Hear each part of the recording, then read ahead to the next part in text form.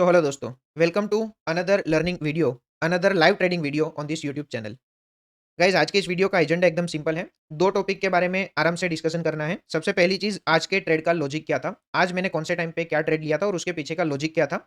Price action का nature क्या था, प्राइस एक्शन में से मैक्सिमम लर्निंग निकालने की ट्राई करेंगे। एंड सेकंड, पिछले कुछ वीडियो के अंदर कुछ लोगों ने कमेंट की है कि लूजिंग स्ट्रिक को एग्जैक्टली कैसे हैंडल कर सकते हैं, उसके बारे में डिटेल डिस्कशन करना है। उसका भी डिस्कशन आज के इस वीडियो के अंदर करेंगे। पिछले कुछ दिनों से मैं यूट्यूब के अंदर लाइव ट्रेड का अपडेट नहीं दे पा रहा था, बट टेलीग्राम चैनल के अंदर मैंने कंसिस्टेंटली डेली बेसिस पे ट्रेड का अपडेट दिया है। डेली बेसिस पे ट्रेड का अपडेट जानना है तो टेलीग्राम चैनल ज्वाइन करना कंसीडर कर सकते हैं। सबसे पहली चीज, आज का ट्रेड का लॉजिक क्या था, कौन से टाइम पे क्या कैंडल के अंदर कौन सी डायरेक्शन के अंदर एंट्री की थी, ट्रेड का लॉजिक क्या था। ट्रेड का लॉजिक समझने से पहले आज के प्राइस एक्शन का लॉजिक एक बार समझने की ट्राई करते हैं। ब्रॉडली समझ में आ जाएगा कि ट्रेड भी कौन से लॉजिक के हिसाब से लिया होगा। तो देखो क्या हुआ कि मार्केट सबसे पहले तो गैप अप ओपन हुआ। यहाँ पे छोटा सा ऑब्जर्वेशन ये है कि गैप अप के केस में भी मार्केट ने काफी बाइंग मोमेंटम कैप्चर कर लिया और गैप अप ओपन होने के बाद भी वापस से बाइंग मोमेंटम का क्रिएशन किया निफ्टी ने। तो देखो प्राइस का नेचर क्या है, प्राइस कंसिस्टेंटली ऊपर जाता जाएगा क्या? आंसर इज नो, प्राइस कभी भी कंसिस्टेंटली ऊपर नहीं जाता। तो गैप अप के अंदर ऑलरेडी बाइंग मोमेंटम आ गया और उसके बाद भी वापस से निफ्टी ने बाइंग मोमेंटम कंटिन्यू किया। बाइंग मोमेंटम कंटिन्यू करने के बाद निफ्टी ने यहाँ पे रेजिस्टेंस एक क्रिएट किया इमीडिएटली। जनरली बाइंग मोमेंटम है तो अगेंस्ट द ट्रेंड मैं जब भी ट्रेड लेता हूँ, ट्रेंड क्या चल रहा है, ट्रेंड बुलिश चल रहा है। बुलिश ट्रेंड के अंदर अगेंस्ट द ट्रेंड मैं जनरली इजीली फर्स्ट स्विंग के अंदर ट्रेड नहीं लेता हूँ। ये सेलिंग स्विंग मैंने छोड़ दिया। सेलिंग स्विंग क्रिएट करने के बाद निफ्टी ने क्या किया, यहाँ पे ब्रेकआउट क्रिएट किया। ब्रेकआउट क्रिएट करने के बाद ये कैंडल ने ये जो भी रेजिस्टेंस था उसके ऊपर क्लोजिंग दे दिया। नॉर्मल प्राइस एक्शन का रूल क्या है? नॉर्मल प्राइस एक्शन का रूल ये है कि जब भी कोई रेजिस्टेंस ब्रेक होता है फिर वो रेजिस्टेंस एक सपोर्ट की तरह काम करना चाहिए। ये नॉर्मल प्राइस का रूल है। तो नेक्स्ट इमीडिएटली नेक्स्ट कैंडल ने क्या किया कि ये जो भी रेजिस्टेंस था जिसके ऊपर क्लोजिंग आया था वही रेजिस्टेंस के नीचे वापस से क्लोजिंग दे दिया। इसको हम प्यार से क्या बोलते हैं? अगर आप चैनल के अंदर कंसिस्टेंट है या तो ऑब्वियसली अगर आपने क्लास अटेंड की है तो आपको पता है कि इसको मैं ब्रेकआउट फेलियर सेटअप बोलता हूँ, इसको मैं ट्रैप सेटअप बोलता हूँ, या तो इसको बॉटम कैप्चर सेटअप भी बोल सकते हैं या तो रेजिस्टेंस कैप्चर सेटअप भी बोल सकते हैं। इसके ऊपर मैंने एक डेडिकेटेड वीडियो भी बनाया है, अगर आपने चेकआउट नहीं किया है ये देखना। बॉटम कैप्चर सेटअप है, हाई कॉन्फिडेंस सेटअप है, 1:3 रिस्क रिवॉर्ड रेशियो ये सेटअप के अंदर हम कैप्चर कर सकते हैं। डिटेल में ये सेटअप का वीडियो मैंने यूट्यूब के अंदर 14 मिनट्स का डेडिकेटेड वीडियो है, चेकआउट नहीं किया तो कर लेना। सेम सेटअप के ऊपर अगर आपने ये सेटअप ऑलरेडी चेकआउट किया है आपको एडिशनल एग्जांपल मिल जाएगा ये सेम सेटअप का। नहीं किया है तो पहली बार कर रहे हो तो ध्यान से ये सेटअप को समझ लेना वो पर्टिकुलर वीडियो में से। आज का एग्जांपल सेम ट्रेड के अंदर सेम लॉजिक के हिसाब से एंट्री की थी। देखते हैं आज का ट्रेड के अंदर सिचुएशन हमारी क्या रहती है। तो देखो 26,000 का पुट ऑप्शन है निफ्टी के अंदर। आप देख लो जो मैं बोल रहा था, ब्रेकआउट दिया। ब्रेकआउट देने के बाद रेड कैंडल ने क्लोजिंग दिया रेजिस्टेंस के नीचे, उसके बाद एंट्री ट्रिगर हो गई है। इमीडिएटली नेक्स्ट कैंडल के अंदर हमारी एंट्री बन गई है। एंट्री क्या है? 975 क्वांटिटी परचेज की है। परचेज प्राइस क्या है? 99.54 की परचेज प्राइस है। सिस्टम के अंदर स्टॉप लॉस ऑर्डर लाइव है 93 का। तो 99 टू 93 मतलब 6 पॉइंट का स्टॉप लॉस ऑर्डर सिस्टम के अंदर लाइव है। इसलिए मैं इसको बोल रहा हूँ बॉटम कैप्चर सेटअप। जब भी हमारा बॉटम कैप्चर होगा ऑब्वियसली हमारा स्टॉप लॉस काफी छोटा रहेगा और छोटे स्टॉप लॉस के साथ हम काम कर सकते हैं और जितना भी रिस्क है उसके सामने 3 गुना प्रॉफिट कैप्चर कर सकते हैं। यहाँ पे आप देखोगे तो 6.5 पॉइंट का रिस्क था। 6.5 पॉइंट इंटू 3 मैं करूंगा तो 20 पॉइंट के आसपास होगा। 20 पॉइंट जब भी आएगा हमारा 1:3 अचीव हो जाएगा। देखते हैं ये ट्रेड के अंदर क्या होता है। टोटल कितने टाइम के लिए ट्रेड रनिंग था एक बार वो देखते हैं। चलेगा 42 मिनट्स के लिए ट्रेड रनिंग था। ऑब्वियसली साइकोलॉजी मेंटेन करना वो एक सिंपल टास्क है। ये वीडियो आप देखोगे, सेटअप की अंडरस्टैंडिंग का वीडियो आप देखोगे, आपको सेटअप समझ में आ जाएगा। फिर आपका रोल रहेगा कि वो सेटअप को आप कंसिस्टेंटली विदाउट लूजिंग डिसिप्लिन कैसे हैंडल कर सकते हैं, कैसे ट्रेड कर रहे हैं। देखते हैं ये ट्रेड के अंदर क्या हो रहा है। तो ट्रेड लेने के साथ 99.50 पे हमारी एंट्री है। ट्रेड ने लो लगा दिया 95.40, 5 पॉइंट ऑलरेडी चले गए थे। स्टॉप लॉस ऑर्डर लाइव था सिस्टम के अंदर 93 का, सिर्फ एक आध पॉइंट पेंडिंग था स्टॉप लॉस हिट होने में। 95 का हाई लगा दिया, अरे 95 का लो लगा दिया, 93 हमारा स्टॉप लॉस है, 2 पॉइंट पेंडिंग थे स्टॉप लॉस हिट होने में। देखते हैं फाइनली ट्रेड के अंदर क्या होता है।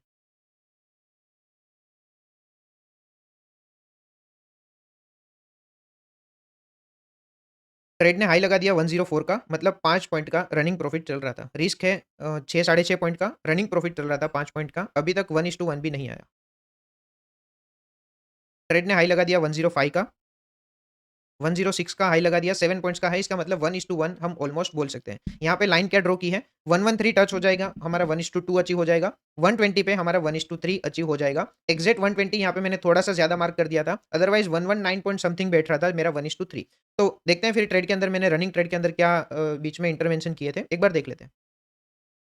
109 का हाई लगाया, इसका मतलब अभी भी 1:2 नहीं आया। रूल्स हमारे क्या है? 1:2 जब तक नहीं आ जाता तब तक ट्रेड को जज नहीं करना है। ये सेटअप के ही रूल है। 1:2 जब तक नहीं आ जाता ट्रेड को जज नहीं करेंगे। 1:2 के बाद स्टॉप लॉस को ब्रेक इवन पे ट्रेल कर देंगे एंड फिर 1:2 के बाद 2 possibility, trail stop loss hit हो सकता है जो कि ब्रेक इवन पे है, या तो 1:3 हम बुक करेंगे। देखते हैं ट्रेड के अंदर क्या होता है।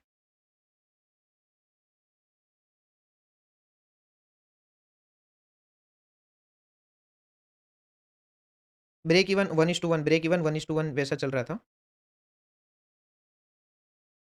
यहाँ पे आप देखोगे तो 1:2 हमारा अचीव हो चुका है। 1:3 अचीव होने में सिर्फ कुछ पॉइंट्स पेंडिंग थे। मैंने वापस से रिकैलकुलेट किया तो यहाँ पे आप देखोगे ट्रेड ने हाई लगा दिया 119.80 का। सिर्फ 20 पैसे पेंडिंग थे 1:3 अचीव होने में। यहाँ पे एक छोटा-सा इंटरवेंशन मैंने ट्रेड के अंदर किया था, समझना क्या?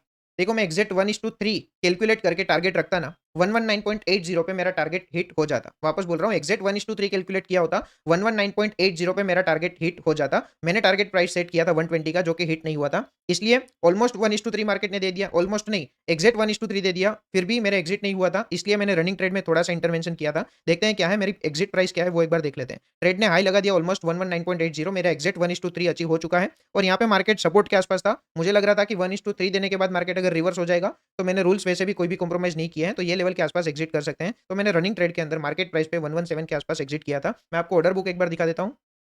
ऑर्डर बुक के अंदर आप देखोगे 10:50 पे एंट्री है, 11:32 पे हमारा एग्ज़िट प्लान हुआ था। पोज़ीशन के अंदर आप देखोगे जो भी क्वांटिटी से पॉइंट्स मल्टीप्लाई करेंगे, प्रॉफिट अमाउंट टर्म्स में मैटर नहीं करता है क्योंकि ये 975 क्वांटिटी है। हो सकता है किसी के लिए ये 300 क्वांटिटी हो सकता है किसी के लिए 3000 क्वांटिटी हो सकता है किसी के लिए 9750 क्वांटिटी हो। क्वांटिटी मैनेजमेंट होता रहेगा। पॉइंट इंपॉर्टेंट क्या है? से कितने पॉइंट्स कैप्चर किए हैं वो इंपॉर्टेंट है। क्वांटिटी मैटर नहीं करती है। क्वांटिटी कैसे भी इंक्रीज़ कर सकते हैं। अगर यही जगह 9000 क्वांटिटी होती तो मेरा प्रॉफिट 17000 के बदले 1,70,000 होता। ये था आज के ट्रेड का अपडेट। अभी सेकंड पॉइंट का डिस्कशन करते हैं जो मैंने वीडियो के स्टार्टिंग के अंदर बताया था, how to handle losing streak. उससे पहले एक छोटा-सा अपडेट है, छोटा-सा अनाउंसमेंट है। आज है 19th दिसंबर, आपके भाई का बर्थडे है 20 दिसंबर को और ऑब्वियसली ईयर एंड आ रहा है, न्यू ईयर स्टार्ट हो रहा है। तो एक छोटा-सा कूपन कोड मैंने कोर्स के अंदर लाइव किया है, न्यू स्टार्ट 2026। इससे पहले ये कूपन कोड मैंने दिवाली में लाइव किया था, अभी स्टार्ट किया है 2026 तक। यहाँ पे आप देख लोगे 19th दिसंबर 7:04 से ये कूपन कोड लाइव है। 31st दिसंबर रात को 11 बजे तक ये कूपन कोड लाइव रहेगा। अगर आपने कोर्स के अंदर ऑलरेडी एनरोल कर लिया है, किसी दोस्तों के साथ ये कूपन कोड शेयर कर सकते हैं। अगर आप एनरोल करने का कंसीडर कर रहे हैं, तो अभी भी आप एनरोल करने का सोच सकते हैं। मेरे हिसाब से कोर्स के अंदर तो ऑब्वियसली वैल्यू मिलेगी। प्राइस पॉइंट ऑफ व्यू से देखना है तो अभी आप कंसीडर कर सकते हैं एनरोल करना। अभी सेकंड पॉइंट का डिस्कशन स्टार्ट करते हैं। लूजिंग स्ट्रीक को कैसे हैंडल कर सकते हैं? देखो, मैं आपको ये नहीं बता सकता कि आप लूजिंग स्ट्रीक को कैसे हैंडल कर सकते हैं। मैं आपको ये बता सकता हूँ कि मैं खुद लूजिंग स्ट्रीक को कैसे हैंडल करता हूँ। मेरी लूजिंग स्ट्रीक को हैंडल करने की मेथड सुन के शायद आपको कोई पॉइंट क्लिक हो जाएगा जो शायद आप मिस कर रहे थे। हो सकता है कि मेरी हैंडल करने की मेथड में से आपको कुछ वैल्यू एडिशन मिल सकता है। देखो लूजिंग स्ट्रीक या तो ट्रेडिंग साइकोलॉजी में कोई भी पॉइंट अगर इंप्रूव करना हो ना, मल्टीपल पॉइंट्स है जहाँ पे इंप्रूवमेंट का स्कोप होता है। ओवर ट्रेडिंग एक पॉइंट हो गया, बार-बार सेटअप चेंज ना करना वो एक पॉइंट हो गया, लूजिंग स्ट्रीक को कैसे हैंडल करना वो एक पॉइंट हो गया। कोई भी पॉइंट है उसको इंप्रूव करने के मल्टीपल वे आउट्स हो सकते हैं। सबका उसको हैंडल करने के वे आउट अलग-अलग हो सकते हैं। तो लूजिंग स्ट्रीक को हैंडल करने का मेरा वे आउट अलग हो सकता है। आपके माइंडसेट के ऊपर डिपेंड करेगा कि आप लूजिंग स्ट्रीक को कैसे हैंडल कर रहे हैं। मल्टीपल वे आउट्स में से एक वे आउट आज के इस वीडियो के अंदर हम डिस्कस करेंगे जिसने मुझे काफ़ी ज़्यादा हेल्प किया है लूजिंग स्ट्रीक को हैंडल करने के लिए। लूजिंग स्ट्रीक को कैसे हैंडल कर सकते हैं उससे पहले मैं आपको मेरी खुद की लूजिंग स्ट्रीक दिखाता हूँ ताकि एटलीस्ट आपको ये कंफर्ट आएगा कि यहाँ पे जो भी डिस्कशन होगा वो एटलीस्ट एक्सपीरियंस के बेसिस पे हो रहा है। तो रिपोर्ट में जाऊँगा, पी-एन-एल स्टेटमेंट में आऊँगा। देखो मेरी लाइफ में वैसे तो काफ़ी ज़्यादा लूजिंग स्ट्रीक्स आई है, बट आज कौन-सी लूजिंग स्ट्रीक डिस्कस करेंगे, जो मैंने पब्लिकली शेयर की है। कहने का मतलब मैंने 2 जुलाई को ये यूट्यूब चैनल स्टार्ट की। 2 जुलाई के बाद जितनी भी लूजिंग स्ट्रीक आई है, वो सारी लूजिंग स्ट्रीक मैं आपको दिखाऊँगा, ताकि आप रिस्पेक्टिव ट्रेड के साथ भी वो लूजिंग स्ट्रीक को कनेक्ट कर पाओगे, कंपेयर कर पाओगे। सारे ट्रेड्स भी आप वीडियो के अंदर देख सकते हैं। सबसे पहले जुलाई के अंदर देखते हैं, आपको पता होगा 60 days as an option buyer हमारी सीरीज़ चल रही थी, वो मैं आपको एक बार यहाँ पे दिखाता हूँ। 3 जुलाई से 17 जुलाई तक का मैं आपको पी-एन-एल दिखाता हूँ। यहाँ पे 3 जुलाई से 17 जुलाई। 3 जुलाई ही क्यों? तो मैंने ये यूट्यूब चैनल स्टार्ट की थी 2 जुलाई को। यूट्यूब चैनल स्टार्ट की उसकी इमीडिएट नेक्स्ट डे से हमारी लूजिंग स्ट्रीक स्टार्ट हो गई थी। 2 जुलाई को स्टार्ट किया, 3 जुलाई से लूजिंग स्ट्रीक स्टार्ट हो गई थी। यहाँ पे एक बार देखते हैं। यहाँ पे आप देखोगे 4 back to back red days, ऊपर 3 तो टोटल 7 डेज़ ऐसे थे। बैक टू बैक हमारे लॉस चल रहे थे, स्टॉप लॉस हिट हो रहा था, लूजिंग स्ट्रीक चल रही थी। नेट पी-एन-एल आप देखोगे 68,000 माइनस में चल रहा था। ये है एक लूजिंग स्ट्रीक। एक और लूजिंग स्ट्रीक हमारी आई थी नवंबर के अंदर, उसका भी मैंने डेडिकेटेड वीडियो बनाया था। यहाँ पे मैं आपको नवंबर के अंदर दिखाता हूँ। 17th नवंबर और नवंबर के अंदर यहाँ पे देखें, तो 1st और 2nd नवंबर को सैटरडे संडे था। 3 नवंबर से 17th नवंबर तक का मैं आपको पी-एन-एल दिखाऊँ, तो यहाँ पे भी 4 प्लस 3 7 डेज़ की back to back losing streak थी। यहाँ पे हमारा नेट पी-एन-एल 47,000 माइनस में था। तो ये लूजिंग स्ट्रीक ऐसी है, जो मैंने यूट्यूब स्टार्ट किया उसके बाद पब्लिकली लोगों के सामने आई है। अभी डिस्कशन करते हैं कि मैं एग्ज़ैक्टली अरे! क्या हो रहा है? यहाँ पे आई होप हाँ। तो अभी डिस्कशन करते हैं कि मैं खुद लूजिंग स्ट्रीक को कैसे हैंडल कर रहा हूँ और मेरी मेथड से आप कैसे हेल्प ले सकते हैं, आप कैसे अपनी ट्रेडिंग जर्नी के अंदर इंप्लीमेंट कर सकते हैं, वो आपको डिसाइड करना पड़ेगा। देखो मुझे ऐसा लग रहा है कि मेरी सबसे बड़ी स्ट्रेंथ ट्रेडिंग के अंदर ये है कि मैं मेरे सेटअप को बार-बार चेंज नहीं करता हूँ।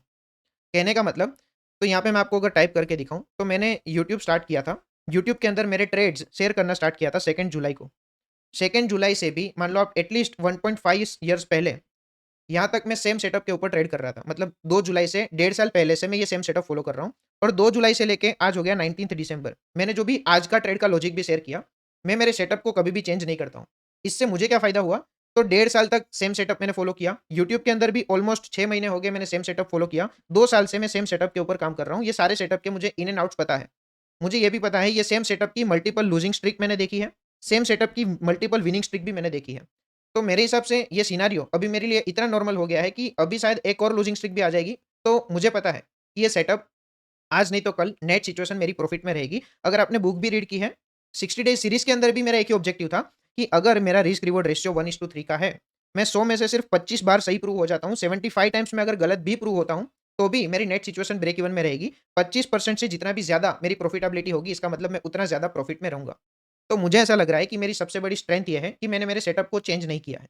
सेटअप को चेंज नहीं किया है, उससे मुझे फ़ायदा ये हुआ कि मैंने लूज़िंग स्ट्रीक सेम सेटअप की मल्टीपल टाइम्स देखी है। सेम सेटअप ने नहीं-नहीं तो मुझे 10 से 15 लूज़िंग स्ट्रीक दी है और हर बार मुझे प्रूफ मिला है कि भाई ये लूज़िंग स्ट्रीक के बाद नेट सिचुएशन ग्रीन में रहती है। बार-बार विनिंग स्ट्रीक भी आ सकती है। फॉर एग्ज़ाम्पल यहाँ पे मैं आपको दिखाऊँ, तो यहाँ पे हम नवंबर का पी&एल डिस्कस कर रहे थे। 3 नवंबर से 17th नवंबर का पी&एल मैंने आपको दिखाया। 3 नवंबर से 30 नवंबर, पूरे नवंबर मंथ का अगर हम पी&एल देखें, तो यहाँ पे आप देखोगे 43,000 प्लस में हमारा मंथ क्लोज़ हुआ था। तो back to back red days भी आए थे, back to back green days भी आए थे। और ये प्रूफ नवंबर का है।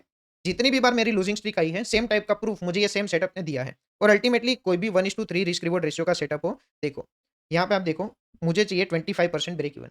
मार्केट इतना अच्छा मेरे हिसाब से नहीं है कि कोई 1:3 रिस्क रिवॉर्ड रेशियो का सेटअप हो और उसकी कंसिस्टेंटली एक्यूरेसी 70% हो। 1:3 रिस्क रिवॉर्ड रेशियो का ट्रेड है, कोई भी सेटअप है, मेरे हिसाब से नॉर्मल केस में उसकी एक्यूरेसी 40% रहेगी। और 40% एक्यूरेसी का दूसरा मतलब ये हुआ कि बैक टू बैक ऐसा नहीं होगा कि एक बार विन आया, फिर लॉस आया, विन आया, लॉस आया। उसमें मेजॉरिटी टाइम्स ऐसा होगा कि विन आएँगे तो विन, विन, विन आएँगे, लॉस आएगा तो लॉस, लॉस, लॉस, लॉस, 5, 6, 7 कितने भी लॉस आ सकते हैं। वही कोई भी प्रोबेबिलिटी का रूल होता है। तो मेरे हिसाब से मैं लूजिंग स्ट्रीक को कैसे हैंडल कर पा रहा हूँ, नंबर 1, मैंने सेटअप को चेंज नहीं किया है। मेरे सेटअप के पूरे इन एंड आउट्स मुझे पता है, ये नंबर 1। नंबर 2, देखो हम जो भी प्रोफ़ेशन के अंदर है ना, वो प्रोफ़ेशन का बाय डिफ़ॉल्ट नेचर अनसर्टेन है। बाय डिफ़ॉल्ट नेचर प्रोबेबिलिटी के ऊपर डिपेंडेंट है। तो अगर ये प्रोफ़ेशन को कंटिन्यू करना है, यही प्रोफ़ेशन को करियर बनाना है, तो इसका इन्हेरेंट नेचर जो भी है, जो कि अनसर्टेन है, जो कि प्रोबेबिलिटी के ऊपर डिपेंडेंट है, वो इन्हेरेंट नेचर को आज नहीं तो कल एक्सेप्ट करना होगा। इन्हेरेंट नेचर को एक्सेप्ट नहीं करेंगे और हमें ये बोल रहा है कि यही चीज़ के अंदर हमें करियर बनाना है, तो वो चीज़ नहीं हो सकती। तो ऑनेस्ट आंसर ये है, इसको ब्रदर की तरह एडवाइस भी समझ लो। ऑनेस्ट आंसर ये है कि कोई आप ये पॉइंट की आप वेट कर रहे हो कि कोई पॉइंट ऐसा आएगा, जिस दिन के बाद मैं लूजिंग स्ट्रीक से इंपैक्ट नहीं होऊँगा, तो वो दिन नहीं आने वाला है। ऐसा कोई मैजिक फ़ॉर्मूला आपको मिल जाएगा, कोई ऐसी ऐसी मैजिकल बात बता देगा, जो बात सुनने से आप लूजिंग स्ट्रीक को हैंडल कर लोगे, वैसा दिन नहीं आने वाला है। ऑब्वियसली लूजिंग स्ट्रीक को हैंडल करने की कुछ मेथड्स हो सकती है, बट कोई मैजिक नहीं होने वाला है। और एक और ऑनेस्ट आंसर मैं आपको बताता हूँ। कोई भी यूट्यूबर अगर आपको ये बोल रहा है कि भाई मेरे लूजिंग स्ट्रीक से मुझे फ़र्क ही नहीं पड़ता, तो ऑब्वियसली वो गलत बोल रहा है। मैं वापस से रिफ्रेम करता हूँ। देखो, यहाँ पे प्रॉब्लम स्टेटमेंट ये नहीं है कि लूजिंग स्ट्रीक से मुझे फ़र्क ही नहीं पड़ना चाहिए। वापस एक बार, प्रॉब्लम स्टेटमेंट ये नहीं है कि लूजिंग स्ट्रीक से मुझे फ़र्क ही नहीं पड़ना चाहिए। प्रॉब्लम स्टेटमेंट ये है कि लूजिंग स्ट्रीक से अगर मुझे फ़र्क भी पड़ता है, तो उसकी इम्पैक्ट मेरे एग्ज़ीक्यूशन के ऊपर नहीं आनी चाहिए। यहाँ पे आप देखोगे, नवंबर के अंदर मेरी back to back losing streak आई थी। क्या इससे मेरे माइंड में कोई फ़र्क नहीं पड़ा था? आंसर इज़ ऑब्वियसली फ़र्क पड़ा था। सेम लूजिंग स्ट्रीक मैंने 10 बार भी एक्सपीरियंस की है, तो भी 11th बार अगर वो लूजिंग स्ट्रीक आएगी, तो मेरे माइंड को इम्पैक्ट करेगी। तो प्रॉब्लम स्टेटमेंट ये नहीं है कि लूजिंग स्ट्रीक से फ़र्क नहीं पड़ना चाहिए। प्रॉब्लम स्टेटमेंट ये है कि लूजिंग स्ट्रीक अगर आ भी रही है, तो भी मेरे एग्ज़ीक्यूशन के ऊपर उसकी इम्पैक्ट नहीं आनी चाहिए। मैंने बाकी के डेज़ सेम सेटअप के ऊपर ट्रेड करना कंटिन्यू किया, तो मेरी नेट सिचुएशन ग्रीन में आ गई थी। तो मेरे हिसाब से मैंने सेटअप को बार-बार चेंज नहीं किया है। उसकी वजह से मैं शायद लूजिंग स्ट्रीक को बेटर वे में हैंडल कर सकता हूँ, क्योंकि सेम सेटअप ने मुझे मल्टीपल लूजिंग स्ट्रीक दिखा दी है। अगर यही जगह पे मैंने एक लूजिंग स्ट्रीक आने के बाद सेटअप चेंज कर दिया होता, दूसरे सेटअप की लूजिंग स्ट्रीक आती तो मैंने तीसरा सेटअप कर दिया होता। वैसी अगर सिचुएशन होती, तो आज भी मैं मल्टीपल टाइम्स ज़्यादा अफेक्ट हो जाता। मेरे हिसाब से मैं लूजिंग स्ट्रीक को हैंडल बेटर वे में कर पा रहा हूँ, उसका नंबर 1 रीज़न ये है कि मैंने सेटअप को चेंज नहीं किया। नंबर 2 रीज़न मेरे हिसाब से ये है कि मैंने जो भी प्रोफ़ेशन के अंदर मैं हूँ, वो प्रोफ़ेशन का इन्हेरेंट नेचर जो कि अनसर्टेन है, जो कि प्रोबेबिलिटी के ऊपर डिपेंडेंट है, उसको थोड़ा-सा अच्छे से एक्सेप्ट कर लिया है। काफ़ी लोग बोल रहे हैं कि मैंने भी एक्सेप्ट कर लिया है, बट वो देखो, एक होता है कि कॉन्सेप्ट को मानना और एक होता है कि कॉन्सेप्ट का पता होना। फॉर एग्ज़ाम्पल ये एक पेन है, तो पेन है ये चीज़ आप मान रहे हो, या तो पेन है ये चीज़ आपको पता है। सिमिलरली ट्रेडिंग के अंदर प्रोबेबिलिटी को मानना अलग होती है और प्रोबेबिलिटी वर्क कर रही है, वो फैक्ट को जानना वो अलग चीज़ होती है। मेरे हिसाब से सेम सेटअप का मल्टीपल एक्सपीरियंस होने की वजह से प्रोबेबिलिटी का थोड़ा-सा बेटर अंडरस्टैंडिंग मैंने मेरे हिसाब से डेवलप कर लिया है। फिर भी लूजिंग स्ट्रीक अफेक्ट नहीं करती है। वो कोई अगर ऐसा बोल रहा है कि लूजिंग स्ट्रीक से मैं अफेक्ट ही नहीं हो रहा हूँ, तो ऑब्वियसली उसके पीछे उसका कोई हिडन एजेंडा है। लूजिंग स्ट्रीक से सब लोग अफेक्ट होते हैं, क्योंकि देखो अल्टीमेटली क्या है, लूजिंग स्ट्रीक आना मतलब गलत प्रूव होना, हार जाना। तो किसी को भी हारना पसंद नहीं होता है, किसी को भी गलत प्रूव होना पसंद नहीं होता है। कोई ये बोल रहा है कि मुझे लूजिंग स्ट्रीक से फ़र्क नहीं पड़ता है, तो वो गलत है, लूजिंग स्ट्रीक से फ़र्क पड़ता है। सिर्फ़ हमें ये एंश्योर करना है कि फ़र्क पड़ रहा है, फिर भी एग्जीक्यूशन के ऊपर उसका इम्पैक्ट नहीं आना चाहिए। मैं इसको कैसे हैंडल कर रहा हूँ, उसका मैंने आपको आंसर दिखा दिया। अगर आप कोई पॉइंट इसमें से मिस कर रहे हैं, तो आपको कंसीडर करना चाहिए। तो I hope you enjoyed today's video. Video at least अपने 3 दोस्तों के साथ शेयर कर देना। 3 नहीं तो 1 दोस्त के साथ तो शेयर कर देना। चैनल को अगर सब्सक्राइब नहीं किया तो वो कर दो, और ऑब्वियसली वीडियो को लाइक नहीं किया तो कर दो। 3 काम मैंने बताए, वीडियो को लाइक करना है, चैनल को सब्सक्राइब नहीं किया तो करना है, और एटलीस्ट 1-2 दोस्तों के साथ ये वीडियो शेयर कर दो, जिसकी लाइफ में लूजिंग स्ट्रीक आई है या तो चल रही है, जिसको लूजिंग स्ट्रीक कैसे सोल्व करनी है, उसका लर्निंग लेना है वो सबके साथ। ठीक है ना? मिलते हैं नेक्स्ट वीडियो के अंदर। Thank you so much and see you in the next video.